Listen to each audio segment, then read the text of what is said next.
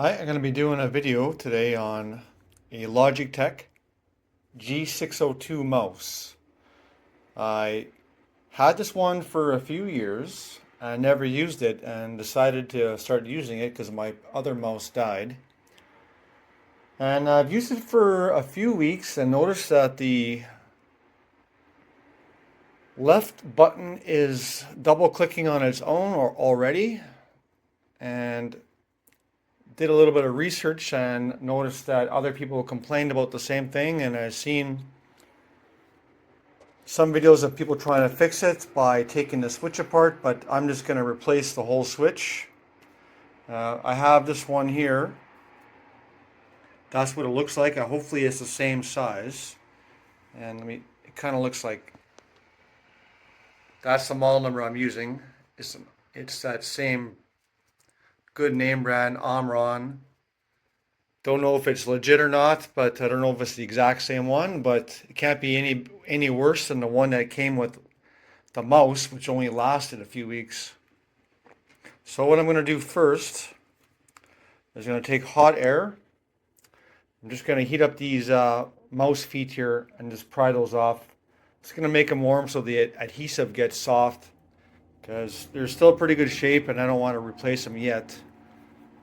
But I did look, you can buy pre-cut ones on eBay or Amazon for like 15 bucks. So, but I'm going to try to reuse them with, I'll probably reuse two-sided tape. So I'm just going to pull those off right away. The back of the mouse has 6 screws and it just came apart relatively easy. There's one ribbon cable you have to unplug though. Just be careful you don't break it. And what I'm going to do is undo those screws here. There's one there, and take out that motherboard. I think I see 2 at the moment. So let me undo those and see. I undid 2 screws to get the motherboard out, and I just loosened these 2 here and lifted this piece up a little bit. I'm able to unslide it. So this is the component I'm looking at right here. That's that switch, and looks like it has the same as the other one, 3 pins.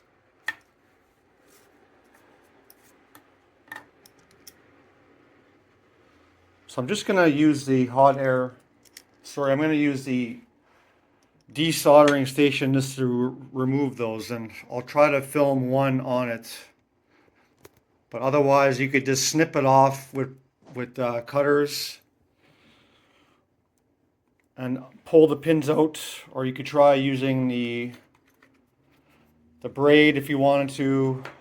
You could try using hot air and not melting everything. That's up to you. But for me, I'm going to try the desoldering station. That looks like a pretty straightforward because they're really tiny and small. So I'm going to try to do 2 and then set up the camera. Maybe I could show one getting done. So I just did an experiment and I was able to get one off. And I did that one there with the desoldering station. I didn't use any flux. And I wanted to see if that would actually work. And it actually works, but I know the flux does a bit better job for sucking all the solder out the hole. So I'm going to try to film this like that. So what I did is put flux on the other 2. And go around. And I'll do the last one here. And I made a nice clean job compared to the one without the flux. So I'll just put a little bit of flux on the other one. So you can see all 3 have the solder removed. So what I'm going to try to do now is just see if I can wiggle that piece out.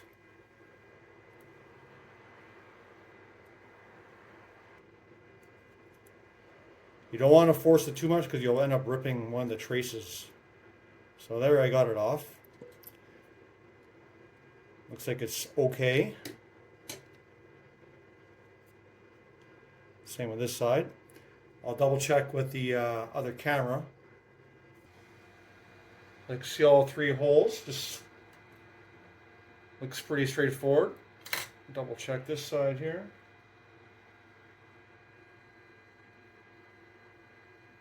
Looks good. So what I'm going to do is stick the other one in and resolder it. So that's the one that I took off at the bottom there, and that's the replacement piece. Like I said, I bought those many years ago, these switches, so hopefully they're legit, but like I said, it can't be any worse than the one that was on there.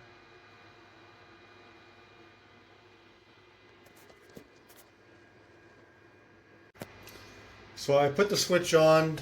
I ended up using some solder paste. It's actually, for me, I find it kind of handy, and you can see the three little pins there. Maybe the second one needs a little bit more solder, but honestly it's connected. So I'm going to leave it like that. I cleaned the board with some ISO, and I'm going to reassemble it, and we'll do some testing. Well, that's what it looks like again, back together.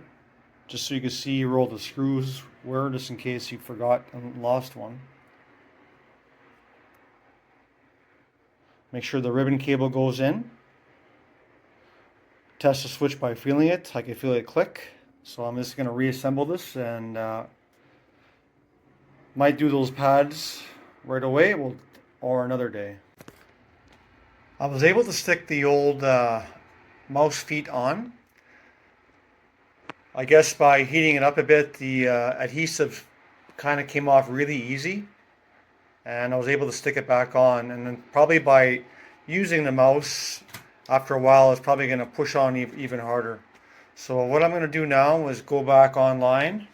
There's a good site for checking if your mouse double clicks, and I'll post a link to that one. But otherwise, the mouse should be good, and thanks for watching.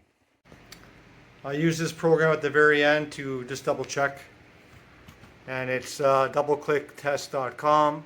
Just keep punching your mouse as many times. So I did almost 200 and no double clicks.